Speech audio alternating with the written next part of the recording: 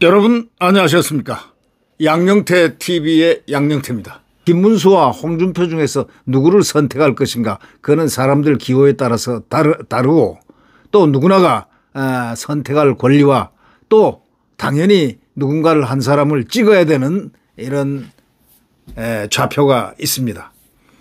근데 우선 저는 이 선거를 떠나서 이 두 분에 대한 우리 여기에 올라와 있을 때는 정치권의 어떤 인사로서에게 품평을 할 때는 다 훌륭한 분들이다, 각기 일장일단이 있다, 뭐 이렇게 생각을 했지만 오늘의 시국은 엄중합니다. 지금 짧고 대선은 짧고 사람은 어떤 부분에서 판단을 해야 되는가라는 것, 이건 물론 주관적인 저의 판단이기 때문에 편향이라고 할 수도 있겠지만, 그러나 편향이라고 할 수 없는 객관적인 예를 들어서 설명을 하겠습니다. 그러니까 편향이라고 생각하지 마시길 바랍니다. 제가 홍준표 이름을 먼저 부른 이유는 간단합니다. 그분은 정치를 더 많이 오래 했기 때문에, 김문수보다 오래 했기 때문에 그런 차원에서 지금 정치인의 정치 이력으로 연수를 생각해서 먼저 홍준표를 얘기하고 김문수를 얘기했음을 먼저 밝힙니다. 자유민주주의를 수호한다는 대의 아래 정치적 길을 다 걸어온 인물들입니다. 네. 그런데 자유민주주의 체제를 두고 이 태도가 좀 다릅니다. 홍준표는 담담하게 대통령에 대한 언급을 삼가하면서 또 현실 과거를 묻지 마세요 라고 딱 과거를 하고 오늘부터 대선에서 승리를 해야 된다 우리가, 이렇게 얘기를 했고, 김문수는 태도와 언행이 대통령과의 극명한 지금 차이를 보이고 있다는 이런 점에서 자유우파 지지층의 마음이 지금 뒤흔들리고 있습니다. 여러분, 이거는 제가 절대 편향되게 얘기하는 것이 아닙니다. 또 정치권에 있는 대구시장인 그 지방 변방에 있었던 홍준표 시장은 대통령을 엄호했습니다. 지속적으로 엄호했습니다. 대통령 어려울 때마다 지속적으로 엄호를 했습니다. 그는 대구시장이 도우면 뭘 도울 수 있는 힘이 있겠습니까마는 그가 쌓아온 정치력으로 국민들에게 알려진 하여튼 그의 SNS로 계속 날렸습니다. 대통령을 옹호하고 대통령을 보호하고 하려고 노력을 많이 했습니다. 근데 김문수는 좀 달랐습니다. 지난 8일 날 말이죠. 4월 8일. 지난 4월 8일 날 이런 얘기를 했습니다. 노동부 장관 이임식입니다. 계엄에 찬성한 적이 없다, 이 얘기를 분명히 했습니다. 헌법재판소의 판결은 수용해야 한다, 이렇게 밝혔습니다. 노동부 장관을 그만두면서 그 얘기를 선언했습니다. 계엄에 찬성한 적이 없다. 헌법재판소의 판결은 수용해야 한다. 깜짝 놀랐습니다. 저는 깜짝 놀랐습니다.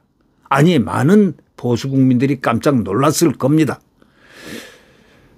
이거는 하지 않아도 될 얘기가 있고 해야 할 얘기도 있고 이거는 필수 선택사항, 그냥 선택사항이죠. 그런데 김문수는 헌법재판소의 판결은 수용해야 한다. 계엄에 찬성한 적이 없다. 이 두 가지를 천명했습니다. 그리고 11일 날, 4월 11일 날이니까 금요일이 되죠. 지난 금요일입니다. 지난 금요일 날 CBS 라디오 김현정의 뉴스쇼에 출연해가지고 이리 얘기를 했습니다. 이 말을 여러분 주의 깊게 한번 들어보시죠. 만약 계엄 당일날 국무회의에 참석했다면, 만약 계엄 당일날 김문수가 본인이 국무회의에 참석을 했다면, 그러니까 결국 참석 안 했다는 얘기가 이제 드러나는 셈이죠. 참석을 했다면 들어 누워서라도 반대했을 것이다. 계엄을 반대했을 것이다. 들어 누워서라도 계엄을 반대했을 것이다. 이렇게까지 얘기를 했습니다. 여러분들 이거 아십니까? 네. 이거는 윤 전 대통령의 지금 자유민주주의를 수호하기 위해서 계엄을 했다는 말과 정면으로 배치되는 말입니다. 정면으로 배치되는 말입니다. 자유민주주의를 수호를 위해서 굳은 신념으로 계엄을 선포했다는 바로 이 연성계엄, 계몽계엄을 선포했다는 그것과 전혀 다른 180도 다른 소위 윤 대통령의 결단을 정면으로 부정하는 발언을 김문수가 한 겁니다. 그러니까 이 보수층이라든가 자유우파들은 이 소리에 대해서 배신감을 토로하지 않을 수가 없죠. 한때 그는 국회 본회의장에서 야당 의원들이 계엄에 대해서 사죄하라고 강요할 때는 끝까지 자리에 일어나지 않고 맞섰던 인물입니다. 그래서 그가 대선 주자로 딱 올라서게 된 직접적인 동기가 바로 그것이었습니다. 그래서 꼿꼿 문수가 돼버렸습니다. 꼿꼿하게 딱 서서 아닙니다. 나는 안 이렇습니다. 딱 이렇게 서영경과 누군가 사죄하라고 막 그랬죠. 거기에 강요들이 일어나서 사죄하시오. 계엄에 대해서 사죄하시는데 다 일어나서 인사를 했는데 딱 한 사람 딱 앉아가지고 있었습니다. 김문수였습니다. 저도 볼 때 참 걔 배가 센 사람이구나. 그러고 그는 끝까지 일어서질 않았습니다. 그걸 보고 국민들은 저렇게 자유민주를 수호하려는 의지가 있는 저 사람이 대통령이 돼야 한다. 저도 상당히 고민을 시작했습니다. 이 사람은 나는 별로 그렇게였는데 저런 면이 있구나. 훌륭하네. 이렇게 생각을 하지 않을 수가 없었습니다. 그런 사람이 지금에 와서 모든 것을 부정하는 듯한 발언을 하고 있으니 우리 보수라든가 저를 포함해서 많은 사람들이 충격을 받지 않을 수가 있겠습니까? 이 김문수 장관은 법치주의를 존중하는 자세를 보였다고 주장을 할 겁니다. 그러겠죠. 나는 법치주의, 자유민주주의의 법치주의를 맞습니다. 법치주의 맞습니다. 그렇게 주장할지 모른다 이런 얘기입니다. 그러나 문제는 그의 발언이 그 무게감에 있습니다. 정치적인 어떤 메시지를 전달하는 무게감, 정상반된 무게감. 네. 참 기가 막혔습니다. 정통 우파 진영에서는 그가 사실상 탄핵에 동조한 사람 아니냐는 격렬한 비판이 터져나오기 시작했죠. 자유우파의 핵심 가치는 진실, 정의 이런 거 아닙니까? 상식이라든가 공정 이런 거 아니겠습니까? 그런데 이 김문수 장관은 스스로가 이런 일관된 태도를 저버렸다고 볼 수가 있습니다. 특히 김 전 장관은 지난 9일 말이죠. 대선 출마 선언에서 뭐라고 했습니까? 친중, 친북, 반미, 반기업을 고집하며 자유민주주의를 부정하는 세력이 잔존하고 있다. 이 말은 맞는 얘기죠. 네. 체제전쟁을 벌이며 국가 정체성을 무너뜨리는 세력과는 결코 물러서지 않겠다. 이렇게 또 외쳤습니다. 그러나 그가 자유민주주의를 지키기 위한 구국의 결단이었던 비상계엄에 대해서는 드러누워서라도 반대했을 것입니다. 이렇게 밝혔습니다. 드러누워서라도 반대했을 것이다.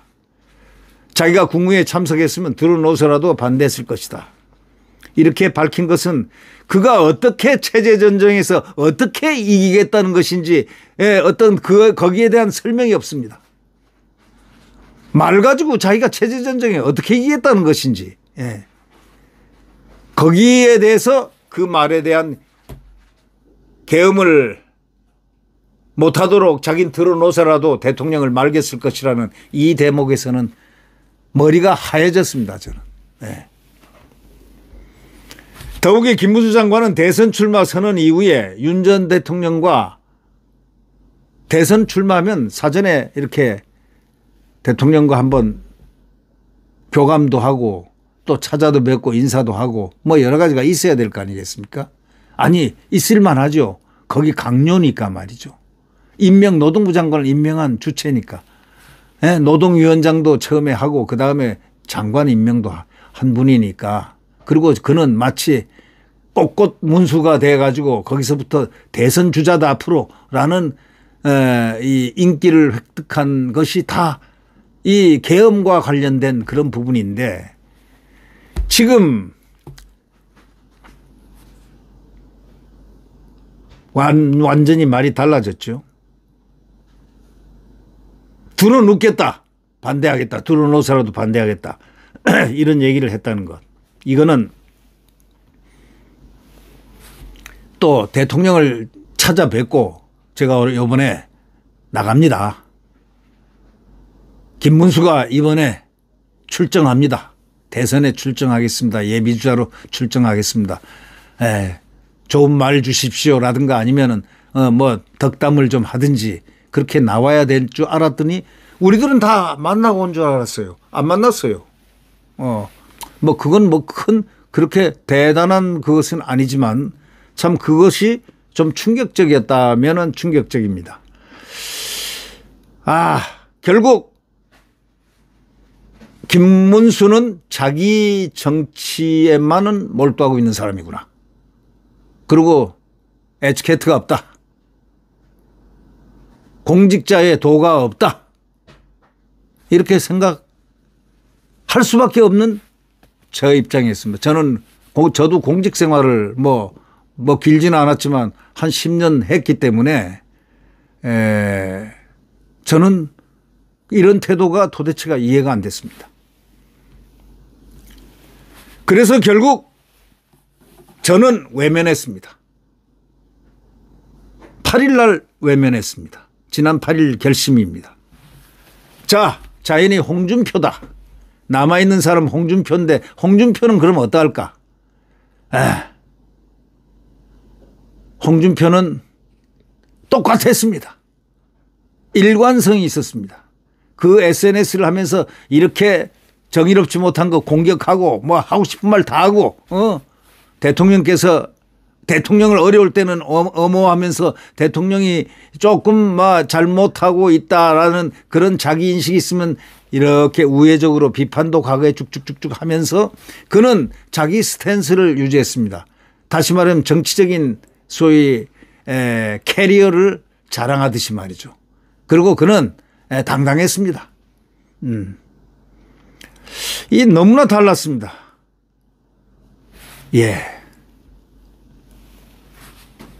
그래서 결국 보니까나 이런 게 터졌습니다. 여론조사가 터졌는데 갑자기 한덕수 대통령 권한대행 겸 국무총리가 이재명 더불어민주당 대표하고 가상 양자 대결이라는 이런 도식을 통해서 한덕수 총리가 27.6%를 획득을 해가지고 국민의힘 계열 중에서 가장 높은 지지율을 획득했습니다. 김문수가 당연히 차지해야 될 그 자리를 한덕수가 차지했다는 걸 보고 충격을 받죠, 국민들은.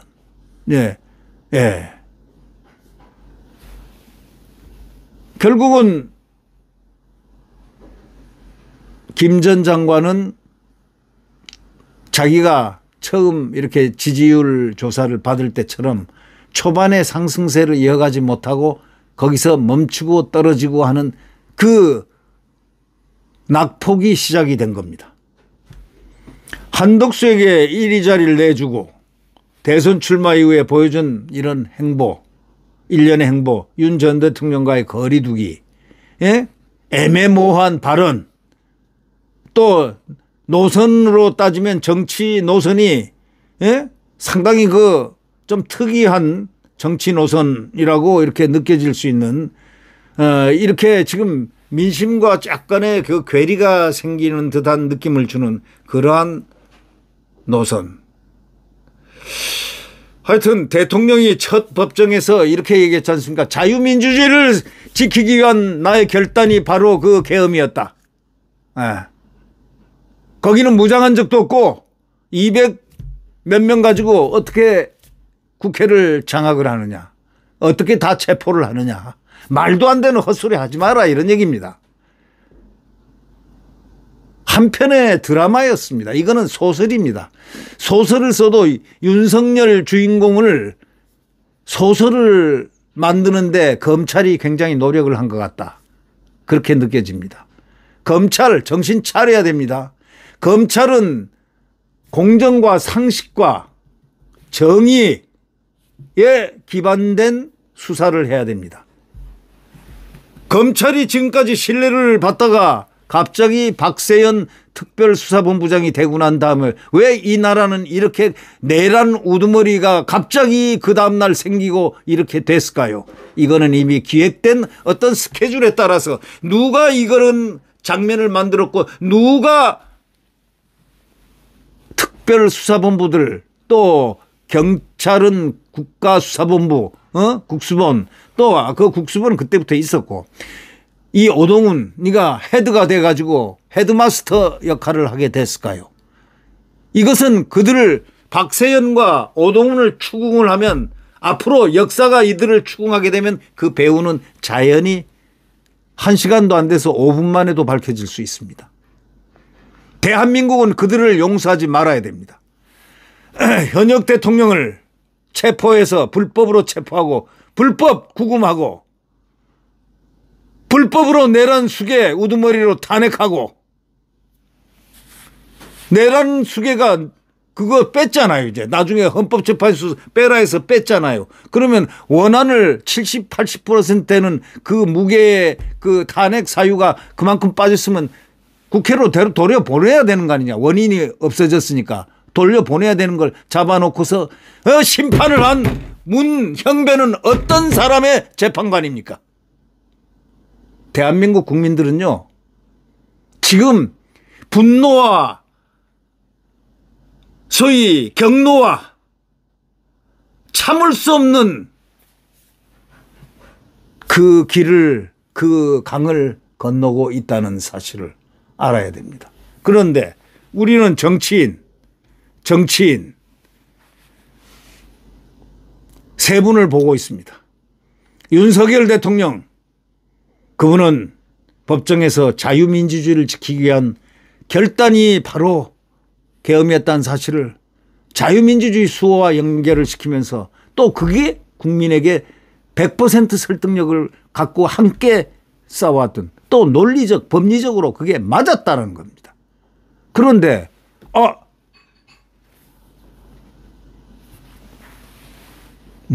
김문수 장관이 누워서라도 내가 계엄을 말겠을 것이다 하고 갑자기 표변을 했습니다. 자유민주주의에 대한 자기의 마치 신념인 것처럼 이런 식으로 자꾸 변형이 되고 하니까 보수와 자유우파들은 눈이 뒤집혔습니다. 이 사안을 모르는 분들은 또 모르겠지만 아는 사람들은 갑자기 급성 동요를 일으키지 않을 수 없었습니다. 홍준표는 이에 비해서 묵묵하고 또 자신감에 넘치는 그의 정치 이력과 더불어서 그는 또 앞으로 타계해 나갑니다. 홍준표는 세력이 없습니다. 국민이 자기 세력이라고 합니다. 나는 세력이 없다. 국민들이 있는데 무슨 세력이 필요하냐. 홍준표 개가 따로 없어요. 홍준표 개가 따로 없다니까. 그리고 그는 자신만만하고 그 구상은 담대합니다. 저 SNS도 올리는 거 보면 말이죠. 국정 운영에 필요한 것도 탁탁 올려줘요. 예를 들면 말이죠. 지난 3월 달에 7일자인가 3월 10 며칠자에 뭘 올렸냐. 지금 미국이 말이지 트럼프 대통령이 돼가지고 지금 우리가 이 세계적으로 지금 이 관세 문제라든가 굉장히 복잡한 게 많이 올라오는데 이럴 때 우리는 필요한 게 이거다. 중동에 지금 말이지 100%를 지금 거기에 유전이고 천연가스를 쓰는데 싹둑 잘라가지고 그 알래스카 미국이 그거 지금 개발을 안 하고 또 하려고 할 것이다 말이야. 그런 생각이 있을 가능성이 있다. 이거를 빨리 우리 50%를 돌려라. 그래서 중동에다 투입해라. 중동의 50%를 우리의 수입 50%를 그쪽으로 돌려라. 알래스카 유전을 해서 천연가스고 뭐고 이런 걸 거기서 우리가 수입하는 걸로 하자. 개발하자. 50%는 중동에 그대로 하고. 이거를 딱 얘기했는데 이번에 트럼프가 공교롭게도 말이죠. 한 20일 지나기 전에 얘기했던 건데 20일 한 달 전, 약 한 달 가까이 되죠. 이걸 한 20일 전에 얘기했던 걸 트럼프가 다 꺼내 들었어요. 알래스카 유전 문제 좀 뭐 이 협조해라 뭐 등등 이런 얘기가 나오니까 지금 들리는 바에 가면은 한덕수도 준비된 사람인 것 같은 그런 느낌이죠. 왜냐하면 경제통이니까 딱 모든 걸 갖다가 다 파악을 하고 있으니까 이 홍준표가 얘기한 모델을 그대로 그냥 딱 발사를 한 것 같아요. 그 알래스카 유전 이렇게 해서 이렇게 우리가 돌리겠다. 그런 설이 지금 있습니다. 그래서 벤치마킹을 했다. 한덕수가. 우리 국가 이익에 상당히 큰 영향을 미친다. 이 소위 이 정치하는 사람들은 말이죠. 그런 이데아를 갖다가 국가 이익을 위한 이데아를 이렇게 내놓을 수 있는 소위 어젠다 테이킹도 할 수 있어야 되고 소위 국가 이익을 갖다가 발현시키는 역할을 해야 되는 게 지도자의 큰 역할이 아닐까. 이런 점에서 생각해 보면서 오늘 자유민주주의 수호를 위해서 애썼던 우리 대통령을 또 한 번 생각을 해 보면서 그것이 가장 중요한 우리의 대한민국의 사활을 건 문제인데 그것을 그 계엄을 처음에는 일어서지 않고 꼿꼿한 문수라고 해서 서영교가 소리 질러대는데 다른 사람 다른 장관들 다 일어서고 장차관들 일어섰는데 혼자 딱 앉아가지고 일어서라고 그래도 안 일어서고 이렇게 계엄을 지켰던 사람이 내가 들어 누워서라도 내가 국무회의에 참석했으면은 말겠을 것이다. 법치주의를 숭배한다. 그 다음에 뭐라고 한 줄 아십니까? 아까도 말씀드렸죠. 법치주의를 숭배하는 그 모습은 좋습니다만은 거기서 이런 얘기 했잖아요. 헌법재판소의 헌재 그 결론을 존중한다. 그런 얘기 할 수 필요가 있었습니까? 뭐 거리두기 시합하는 겁니까? 이런 면에서 리더십의 가장 중요한 표리부동이라는 그 문제를 볼 때 홍준표가 깨끗하고 클리어하다. 뭐 이런 결론에 도달합니다. 그래서 그 얘기를 제가 제 주관적 견해이자 또는 객관화를 시킨 객관적인 문제에 대해서 혹시 제가 편협하다든가 하면은 저한테 항의를 하십시오. 이거는 어디까지나 진실입니다. 진실된 소재를 가지고 비교를 했기 때문에 제가 이것을 밝힙니다.